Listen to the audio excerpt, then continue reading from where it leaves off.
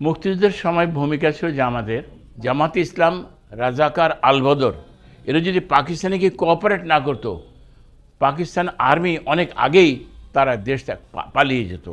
এবং শুধু তাই না, তারা এত ভীত সন্ত্রস্ত হয়ে যেত যে তারা গ্রামে গঞ্জে ঢুকতে পারতো না। এই জামাতের ইসলামের সহায়তায়, আল বদরের সহায়তায় মানুষকে ধরে এনে জবাই করেছে। এবং আল শামস, আল বদর এরাই হেল্প করেছে সরাসরি পাকিস্তান আর্মিকে। এটা কিন্তু পাকিস্তান আর্মি জানতো না, কোন পথ দিয়ে যেতে হবে, কোন গ্রাম, কিছুই জানা ছিল না। এ সম্পূর্ণ করেছে এই জামাতে ইসলাম। এবং জামাতে ইসলাম আপনারা লক্ষ্য করবেন, আপনারা হয়তো জানি না তখন কত বড় বয়স ছিল আপনাদের, তখন তারা বলতো 2-3 জন যদি কোথাও মুক্তিযোদ্ধাকে পেত, ধরে এনে খুন করে বলতো যে ভারতীয় গুপ্তচরকে হত্যা করা হয়েছে।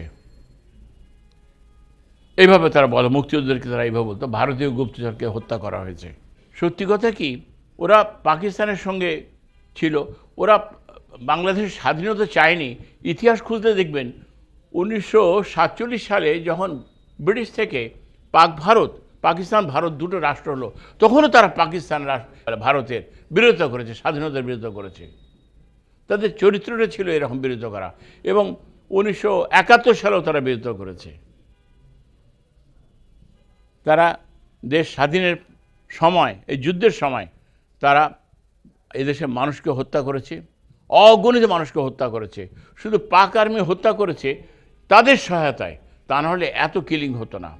লুটতরাজ করেছে। তারা কথায় কথা বলেছে মালে গনিমত, অর্থাৎ এটা হলো আরবি ভাষা। যুদ্ধের ময়দানে যা কিছু পাওয়া যায় সেটা হলো তাদের নিজস্ব সম্পত্তি, মালে গনিমত। তারা বলতো যুদ্ধে যেসব মেয়ে লোক পেয়েছে তাদেরকে নিয়ে তারা পাক আর্মির ক্যাম্পে তারা সরবরাহ করেছে অথবা নিজেরা ভোগ করেছে। আজকে তারা সাধু সাজছে, আজকে বড় কথা বলছে। তখন তারা কোথায় ছিল? তাদের হাতে সব সময় অস্ত্র পাওয়া যেত। তাদের যে স্টুডেন্ট ফ্রন্ট ছিল তাদের হাতে তখন অস্ত্র ছিল। আল বদর, আল শামস 15 দিন তারা অস্ত্র ছাড়া চলতো না, এবং আগ্নেয়াস্ত্র তাদেরকে সরবরাহ করা হয়েছিল। Cap, east Pakistan civil arm police, এর মধ্যেও জামাতের লোকজন, তাদের ছাত্র ফ্রন্টের লোকজন অনেকে ঢুকে গিয়েছে, রিক্রুট করেছিল তাদেরকে। তাদের অত্যাচার এমনভাবে ছিল যা বলার মতো না। তাদের কারণেই আমাদের এত ক্ষতি হয়েছে এবং বেগ পেতে হয়েছে। আমরা লক্ষ লক্ষ মুক্তিযোদ্ধা সহ এদেশের কয়েক লক্ষ মানুষকে হারিয়েছি, এবং লক্ষ লক্ষ মা বোনের ইজ্জতও নষ্ট করেছে এই জামাতে ইসলামের সহায়তায় এই পাক আর্মি। দেখুন, এরা ধর্ম ব্যবসায়ী। মতিঝিলে যেমন মতি খুঁজে পাওয়া যায় না, ঠিক সেরকম জামাতে ইসলামের ইসলাম নয়। তারা এক এক সময় এক এক রকম কথা বলে। তারা একবার বলে মহিলাদের সান্নিধ্য হলে রাজনীতিতে এটা হারাম, আবার তারাই মহিলাদেরকে নিয়ে রাজনীতি করছে। আপনারা দেখবেন কিছুদিন আগে যে নির্বাচন হয়েছে ঢাকা ইউনিভার্সিটিতে, সেখানে মহিলা নমিনেশন দিয়েছে। আর তারা বড় বড় ফতোয়া দিত আগে। আমরা চাই মহিলারা এগিয়ে আসুক, আমরা চাই তারা অংশীদারিত্ব করুক, কিন্তু জামাতে ইসলাম এসব ভুয়া কথা বলে। তারা তো ধর্ম ব্যবসায়ী। তারা এক এক সময় তাদের সুবিধা মতো তারা বলে যে জামাতকে নাকি ভোট দিলে বেহেশতের টিকিট কাটা হলো, তাহলে আমার মা বাবাকে কবর থেকে তুলে এনে জামাতে ভর্তি করে দিতে পারি, তাহলে আমার মা বাবা তো জান্নাত পেয়ে যাবেন।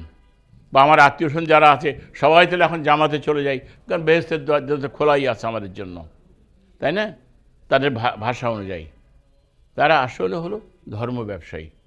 ভবিষ্যৎ বাংলাদেশ দেখেন, আমরা 1971 সালে যে স্বপ্ন নিয়ে স্বাধীনতার যুদ্ধে অংশগ্রহণ করেছিলাম সেটা তো কিছুই নেই এখন।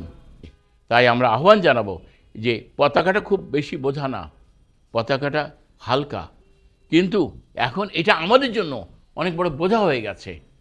ভার মনে হচ্ছে যে আমরা আর মনে ধরে রাখতে পারছি না, এত ষড়যন্ত্র চলছে, আভ্যন্তরীণ ষড়যন্ত্র, বৈদেশিক ষড়যন্ত্র, সব দিকের ষড়যন্ত্র আমাদের দেশের স্বাধীনতা সার্বভৌমত্ব নষ্ট করার জন্য।